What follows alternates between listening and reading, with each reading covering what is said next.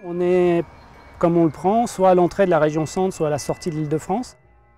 Pour les artistes, c'est un lieu qui peut être un lieu de travail à proximité de grands espaces et de grandes structures de diffusion. Les tanneries en tout pourraient être une étape dans ce qui serait une découverte, une spécificité art contemporain que porte la région Centre à travers ces autres lieux qui chacun sont très identifiés sur des thématiques ou sur des principes très particuliers. Les tanneries, c'est vraiment un espace de travail ouvert, de production. On accueille beaucoup de public, c'est quelque chose, la politique des publics est extrêmement importante ici.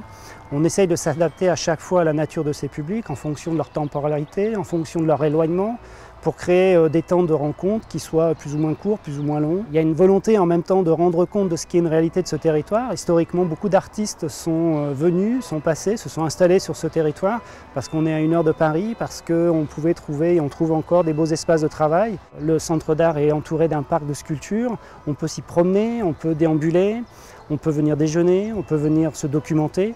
Donc on est vraiment dans une phase, dans une séquence qui est très large pour le public qui vient ici. Il ne vient pas simplement voir une exposition, mais il vient vraiment vivre un moment. Actuellement, on accueille un artiste qui s'appelle Wesley Maurice, qui est un artiste belge, flamand, qui vient réaliser une installation spécifique pour la grande hall, donc le rez-de-chaussée du centre d'art.